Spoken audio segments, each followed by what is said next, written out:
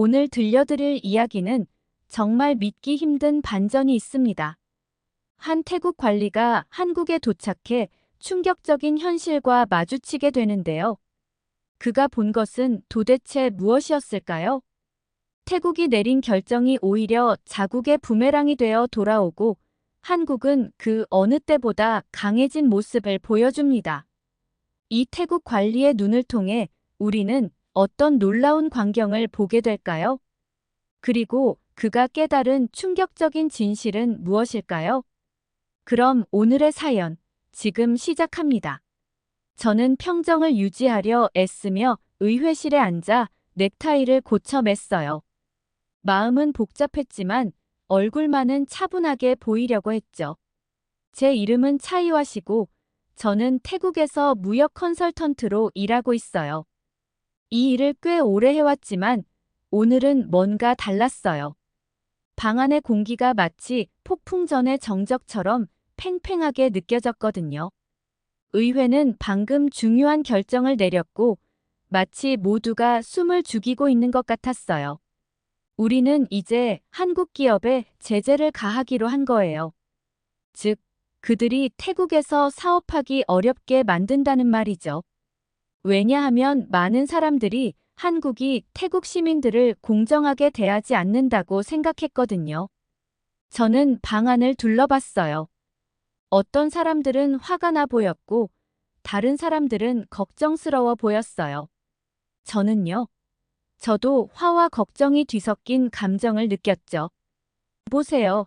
저는 태국 사람이지만 제 가족은 원래 중국에서 왔어요. 아마 그래서 저를 이 일에 선택했을지도 몰라요. 저를 한국에 특사로 보내려는 거예요. 그러니까 일종의 메신저이자 탐정 같은 역할이죠. 정중하고 친절해야 하지만 동시에 이 제재가 얼마나 피해를 주고 있는지도 파악해야 해요. 의회실을 나서면서 이번 결정이 얼마나 큰 일인지 생각하지 않을 수 없었어요. 한국은 그냥 어떤 나라가 아니거든요. 아시아의 강대국이에요. 삼성, LG, 현대 같은 기업들은 태국에서도 다들 아는 이름이죠. 그들이 많은 사람들에게 일자리를 제공하고 있어요. 그런데 이제 그들에게 우리나라에 오지 말라고 하는 거예요. 그날 밤, 저는 잠을 이룰 수가 없었어요. 한국 기업에서 일하는 태국 사람들은 어떻게 될까 계속 생각하게 됐어요. 또 한국 드라마나 케이팝, 한국 음식을 좋아하는 태국 사람들은 이 일을 어떻게 받아들일까요? 잠에서 깨어 창밖 방콕의 스카이라인을 바라봤어요. 도시는 조용했지만 곧 그 평온함은 깨질 거라는 걸 알았어요. 곧 모든 사람들이 제재에 대해 이야기하게 될 거예요. TV에서는 토론이 벌어질 것이고 SNS에는 논쟁이 가득할 것이며 각 가정마다 걱정스러운 대화들이 오갈 거예요. 동이 트기 시작할 무렵 저는 스스로 다짐했어요. 이번 일을 최선을 다해 해내겠다고요. 공정하고 철저하게 할 것이며 가장 중요한 건 제재나 외교 같은 거창한 말들 뒤에 실제 사람들이 있다는 걸 잊지 않겠다는 거예요. 그 사람들의 삶이 이번 일로 인해 변하게 될 테니까요. 며칠 후 제재 발표가 있었던 날을 절대 잊을 수 없어요. 따뜻한 방콕의 아침이었고 평소처럼 아이스 커피를 마시고 있었는데 휴대폰이 뉴스 알림으로 진동했어요. 헤드라인을 읽자마자 속이 철렁 내려앉았어요. 태국이 공식적으로 한국 기업에 제재를 가했다는 소식이었거든요. 순간 커피 맛이 갑자기 씁쓸하게 느껴졌어요. 이 결정이 모든 걸 바꿀 거라는 걸 직감했어요. 몇 달 동안 우리 모두는 두 나라 사이에 점점 쌓여가는 긴장을 지켜보고 있었어요. 처음에는 태국 노동자들이 한국 기업에서 겪는 대우에 대해 몇 가지 불만이 나오는 정도였어요. 하지만 그 불만은 눈덩이처럼 굴러가다가 점점 커져서 결국 멈출 수 없는 커다란 힘이 되어버렸어요. 그날 이후로 매일 아침 일어나면 뉴스를 확인했어요. 상황이 마치 슬로우 모션으로 일어나는 자동차 사고처럼 진행되는 걸 보는 느낌이었거든요.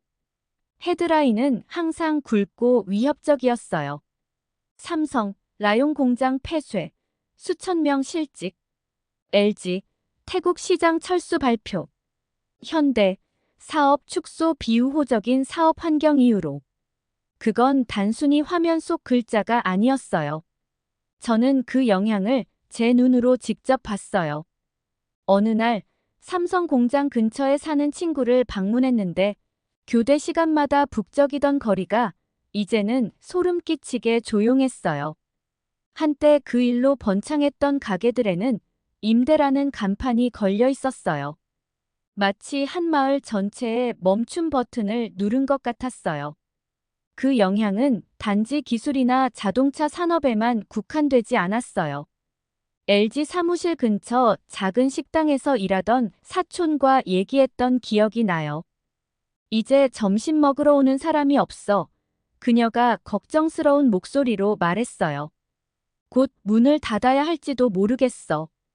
그리고 이건 단지 노동자들만의 문제가 아니었어요.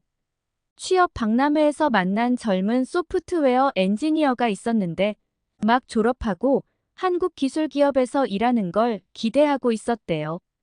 하지만 지금은 그 꿈이 보류된 상태였어요. 몇 년 동안 한국어를 배웠어요. 그녀가 고개를 숙인 채로 말했어요. 그게 저한테 경쟁력을 줄 알았는데 이제 뭘 해야 할지 모르겠어요. 수치는 정말 어마어마했어요. 수십만 명의 태국 사람들이 일자리를 잃었어요. 한 마을 전체의 생명줄이었던 공장들이 조용하고 텅 빈 상태로 서 있었어요. 마치 도미노가 쓰러지듯 한 산업이 넘어지면 다른 산업도 영향을 받는 걸 보게 됐죠. 하지만 이건 단순히 일자리의 문제가 아니었어요. 나라 전체의 분위기가 바뀐 것 같았어요. 사람들은 걱정했고 화가 났고 혼란스러워했어요. 커피숍이나 스카이트레인 안에서 열띤 토론이 오가는 걸 들을 수 있었어요. 어떤 사람들은 정부의 강경한 태도를 지지하면서 이제 우리가 스스로를 위해 일어설 때가 됐다고 생각했어요. 반면에 다른 사람들은 이게 큰 실수이며 우리 스스로에게 더 큰 해를 끼칠 거라고 생각했어요. 저는 중립적인 입장을 유지하려고 했어요. 양쪽 입장을 다 보려고 했죠. 하지만 다양한 감정을 느끼지 않을 수가 없었어요.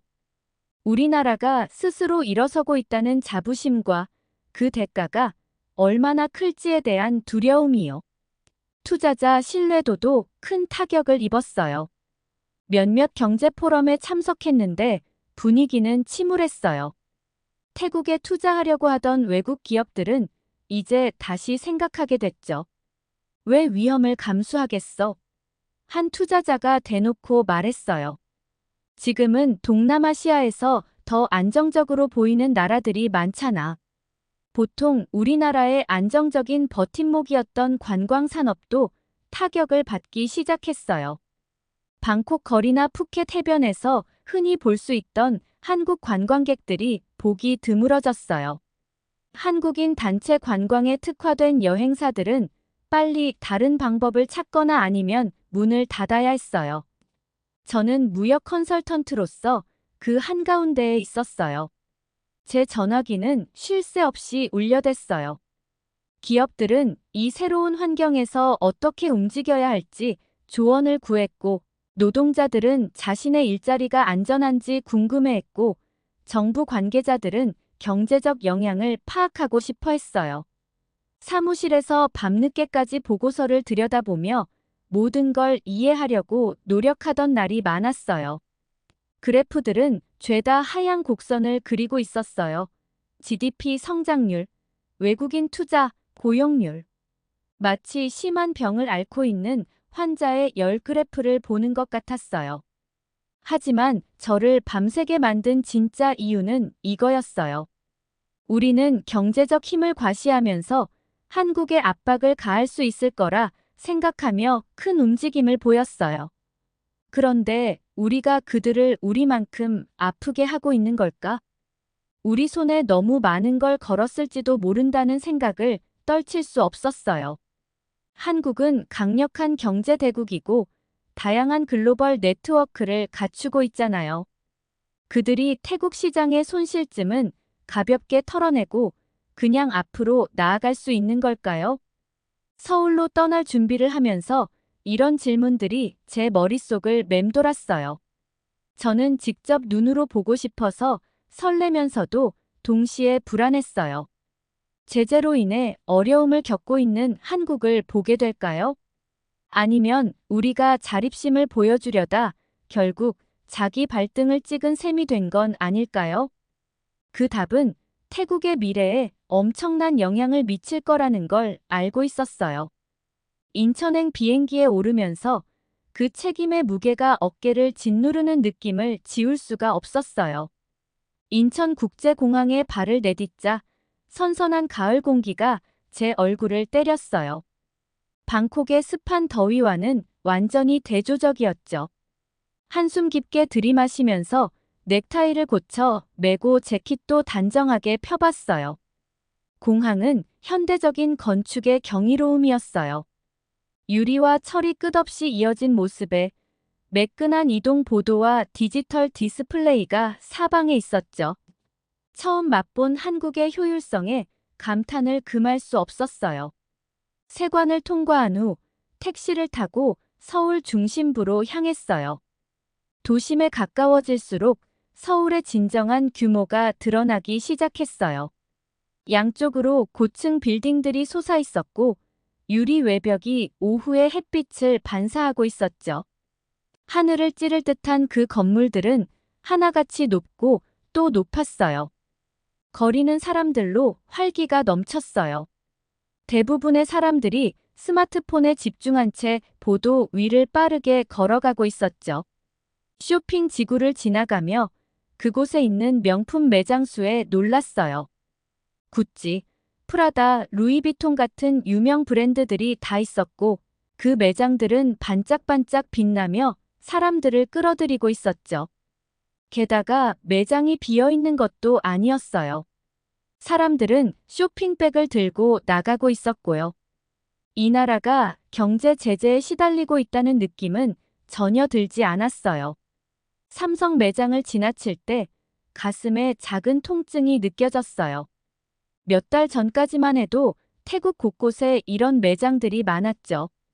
지금은 우리나라와의 갈등 때문에 다 문을 닫아버렸어요. 이 결정으로 얼마나 많은 사람들이 일자리를 잃었을지 생각하니 마음이 무거웠어요. 택시는 저를 유리와 크롬으로 만들어진 거대한 호텔 앞에 내려줬어요.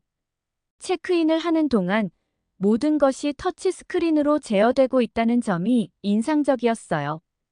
엘리베이터에도 버튼이 없고 대신 매끈한 패널의 층수를 선택하는 방식이었죠. 제 방은 35층에 있었고 그곳에서 보이는 전망은 정말 숨이 멎을 정도였어요. 서울 시내 전체가 제 앞에 펼쳐져 있었고 건물들과 불빛의 바다였죠. 멀리 한강이 도시를 관통하며 흐르는 모습도 보였어요. 해가 지기 시작하자 도시가 불빛으로 가득 찼고 그 장관은 방콕의 유명한 야경도 무색하게 만들 만큼 멋졌어요. 짐을 풀고 머리를 식힐 겸 산책을 나가보기로 했어요. 거리에서는 그 활기가 전염될 정도였어요. 젊은 사람들은 웃고 떠들며 레스토랑과 카페로 향하고 있었죠. 공기 중에 퍼지는 한국식 바비큐 냄새가 정말 입맛을 다시게 만들었어요. 작은 카페에 들러 라떼를 한 잔 주문했어요. 집에서 마시던 것과 얼마나 다른지 궁금해서였죠. 바리스타는 단순히 커피를 만드는 게 아니라 예술 작품을 창조하고 있었어요. 거품 위에 정성스럽게 나뭇잎 모양을 그려주더라고요. 커피를 홀짝이며 주변 사람들을 관찰했어요. 모두 바빠 보였지만 동시에 만족스러워 보였어요. 행복해 보이기까지 했죠. 이건 제가 예상했던 모습이 아니었어요. 경제적인 어려움은 어디에 있었던 걸까요? 고통의 흔적은 어디 있었죠? 제가 본 모든 것은 번영하고 활기 넘치는 도시였어요. 문득 이런 생각이 들었어요. 우리가 태국에서 큰 실수를 저지른 건 아닐까 하고요. 밤이 되자 호텔로 돌아갔어요. 오늘 본 모든 것들이 머릿속에서 맴돌며 혼란스러웠어요. 서울은 태국과의 거래 없이도 단순히 살아남은 것이 아니라 번창하고 있었어요. 그 사실을 깨닫는 순간 우리나라가 한국의 회복력과 경제력을 심각하게 과소평가했다는 것이 뼈저리게 느껴졌어요. 그날 밤 침대에 누워 창밖으로 반짝이는 도시 불빛을 바라보며 이런 생각을 떨칠 수 없었어요. 태국은 한국으로부터 배울 점이 많았고 제가 그 배움을 시작하게 해야 할 책임이 있다는 걸 말이에요. 너무 늦기 전에 말이죠. 저의 서울 일정은 정말 빠듯했어요. 이곳저곳 미팅을 다니면서 다양한 산업 사람들과 이야기를 나눴죠. 그런데 놀라웠던 건 아무도 태국에 대해서는 거의 언급하지 않더라고요. 제가 만난 한국 사람들 마이너스 기술 기업의 수장들부터 정책 전문가들까지 마이너스 모두가 태국과의 문제에 대해 별로 신경 쓰지 않는 듯 차분한 모습이었어요. 특히 기억에 남는 미팅이 하나 있었어요. 한국의 대기업, 현대의 임원과 이야기하던 중이었죠. 그 사람은 정중했지만 얼굴에는 감정이 별로 드러나지 않았어요. 그런데 그가 설명한 내용은 저를 깜짝 놀라게 했습니다. 사실은 그가 말하길 요즘 태국에서 노동자를 고용하는 게 훨씬 더 비싸졌어요. 우리가 돈을 어디에 투자할지 생각할 때 이제는 다른 동남아시아 국가들을 더 눈여겨보고 있죠. 그는 잠시 말을 멈추더니 마치 다음 말을 신중하게 골라야 한다는 듯 잠깐 생각하더라고요. 그러더니 덧붙였어요. 우리는 여전히 태국을 중요하게 생각하지만 예전만큼 사업하기에 매력적인 곳은 아니에요. 그의 솔직함은 저에게 받아들이기 힘든 진실이었어요. 저는 우리가 내린 제재 조치가 강력한 수단이었고 태국이 이 지역에서 얼마나 중요한지를 보여줄 거라 생각했거든요. 그런데 서울에서 보니 상황은 달랐어요. 그들이 태국을 동남아시아에서 중요하지 않게 여긴다는 건 아니었지만 이제 더 이상 우리 경제에 크게 의존하지 않는다는 점이 분명했어요. 어느 날 오후에는 또 다른 대기업의 사람과 전통 한국식 바비큐 식사를 하게 되었어요. 테이블에서 고기를 구우면서 결국 제가 궁금했던 걸 물어봤어요. 태국을 떠나는 게 한국 기업들한테는 힘들지 않았나요? 그동안 많은 돈을 투자했잖아요. 저와 마주 앉은 그 사람은 삼겹살을 뒤집으면서 약간 어깨를 으쓱했어요. 나라 간의 관계가 나빠지는 건 언제나 슬픈 일이죠. 그가 말했어요. 하지만 우리는 초점을 바꿨습니다. 태국 경제는 여전히 중요하지만 이제 우리에게 예전처럼 큰 영향을 주지는 않아요. 지금은 다른 개발도상국들의 투자를 집중하고 있어요. 그의 말은 저에게 큰 충격으로 다가왔어요. 그 말은 듣기 힘든 진실을 담고 있었거든요. 태국은 자신이 대체 불가능한 곳이라고. 그런데 한국은 적응했고 투자를 분산시켰으며 어떤 특정한 국가 하나에 의존하지 않을 만큼 성장해 있었어요. 저희 태국 지도자들은 부당한 대우에 맞서겠다는 열망 속에서 한국 같은 큰 플레이어들이 얼마나 연결되면서도 독립적일 수 있는지를 과소평가한 것이었죠. 미팅을 마친 후 저는 서울 거리를 걸으며 시간을 보냈어요. 걸으면서 방콕과 서울을 비교하지 않을 수 없었어요. 둘 다 크고 분주한 도시지만 서울은 뭔가 달랐어요.